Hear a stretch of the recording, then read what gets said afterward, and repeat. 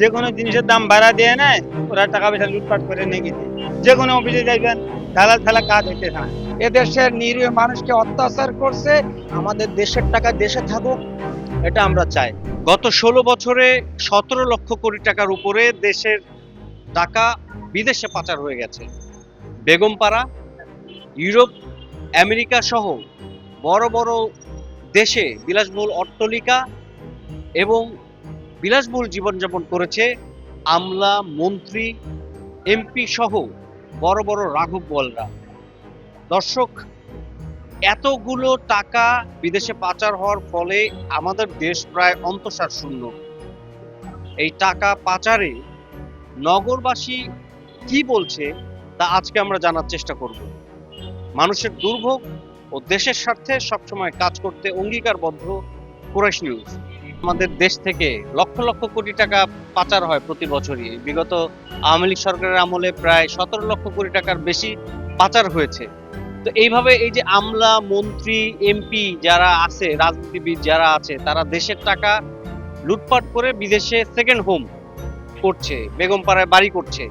এই জিনিসটা আসলে আমাদের দেশের জন্য অনেক বড় ক্ষতি কিনা আপনি কি মনে করেন? এটা তো অবশ্যই ক্ষতি। আপনার পকেটের টাকাটা যদি আমি নিয়ে নিই, নিয়ে আরেকজনকে দিয়ে দিই, এটা আপনার ক্ষতি না? আমারও ক্ষতি। তার কারণ আমি যদি নিজে ভাঙতাম আমার এখানে, তাহলে আমার এক ভাই সেটা পাইতো। আমি যদি বাতাম খাইলে আমার এক ভাই পাইতো। এটা কিন্তু আমার দেশের মানুষ পাচ্ছে না, ওই দেশের মানুষ পাচ্ছে। তাদের অর্থনৈতিক চাকা, স্বাস্থ্য খুইলা ভাই করতে। এটা তো একজন পাগলও বুঝবে যে আমার দেশের টাকা অন্য জায়গায় পাচার হয়ে গেলে এটা তো আমার ক্ষতি। সব গরিব মানুষের টাকা পয়সা যে কোনো জিনিসের দাম বাড়া দিয়ে নেয়, ওরা টাকা পয়সা লুটপাট করে নিয়ে গেছে বিদেশে, বুঝছেন? আর আমরা যেইভাবে আছি এইভাবেই কিছু আয় করতে পারি না। যা আয় করব, মনে করেন আপনার কিছু ইয়ে থাকে না, সঞ্চয় থাকে না। 1000 কামাই করলে, 500 কামাই করলে, বাজারে গেলে খরচ করে শেষ সব। আর বড় লোকরা এরা আমার ঘুষ দিয়া অথবা যে কোনো দিক দিয়া এগুলা মনে করেন আপনার টাকা সঞ্চয় বেশি বাড়ায়, আবার বেতন বাড়ায় তার সরকারের কাছে, বুঝছেন? তার জন্য ওরা বড় লোকে হইতেছে। আর গরিব লোক যে সঞ্চয় করব এটা করতে পারে না। কিন্তু মানুষ এখানে কলমের দ্বারা খাইতেছে, এমন লোকের দ্বারা খাইতেছে, দালাল আছে। যে কোনো অফিসে যাইবেন, দালাল ছাড়া কাজ হইতেছে না, ঠিক আছে? যে কোনো কাজে কর্মে অফিসে গেলেই বাস, দালাল ছাড়া সরাসরি যাওয়া যাচ্ছে না। এদেশে যারা এমপি মন্ত্রী ছিল বিগত সময়ে, তারা তাদের অধিকাংশ ছেলের সন্তান দেশের বাইরে লেখাপড়া করে, অর্থাৎ তারা দেশকে ভালোবাসে না। এদেশের সম্পদ যে যেভাবে পারছে তারা কানাডা, বেগমপাড়া, এই ওই বাড়ি গাড়ি করছে, বিলাসবহুল অট্টালিকা তৈরি করছে, এদেশের নিরীহ মানুষকে অত্যাচার করছে।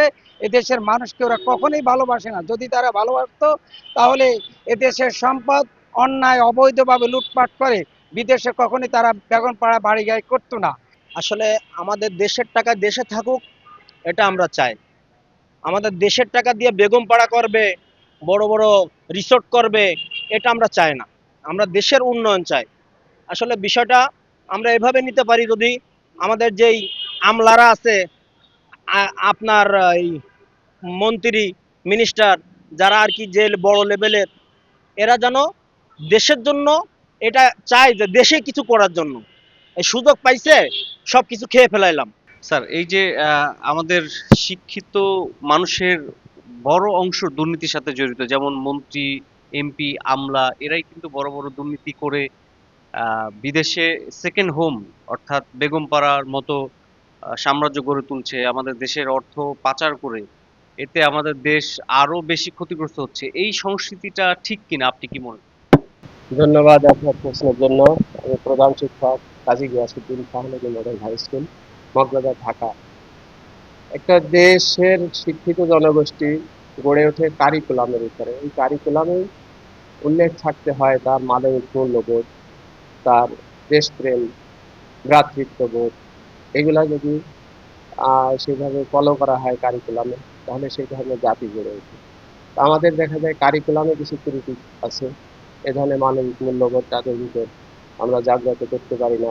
দেশাত্মবোধ, দেশপ্রেম আমরা তাদের ভিতর ফুটিয়ে তুলতে পারি নাই, জাগিয়ে তুলতে পারি নাই। এই কারণে তারা শিক্ষিত হয়ে বড় বড় সুযোগ পায়, এবং বড় বড় দুর্নীতির সঙ্গে জড়িয়ে পড়ে এবং তাদের ভিতর এই দেশপ্রেম বোধ নাই বলা চলে। আর মানবিক মূল্যবোধ সেটাও তাদের ভিতর নাই। তারা নামে মাত্র শিক্ষিত, কিন্তু তাদের ভিতর ওই শিক্ষার কোনো কাজে আসে না। দেশাত্মবোধ এবং মানবতাবোধে কোনো কাজে আসে না দেখে তারা দেশকে ভালোবাসে না, দেশের অর্থ সম্পদটা দেশে পাচার করে দেয় এবং তারা বাড়ি তৈরি করে, সেকেন্ড হ্যান্ড তৈরি করে। এর জন্য আমাদের শিক্ষা ব্যবস্থা অনেকটা দায়ী এবং এখান থেকে আমাদের আহ, ফিরে আসতে হবে, ঘুরে দাঁড়াতে হবে। তো একটা বাচ্চা ছোটবেলা থেকে যেন তার ভিতর দেশাত্মবোধ, দেশপ্রেম, মূল্যবোধ, তারপরে সততা, ন্যায় নিষ্ঠতা এগুলো যেন গড়ে ওঠে, সেই ধরনের কারিকুলাম আমাদের শিক্ষা ক্ষেত্রে করা খুবই প্রয়োজনীয় বলে আমি মনে করি।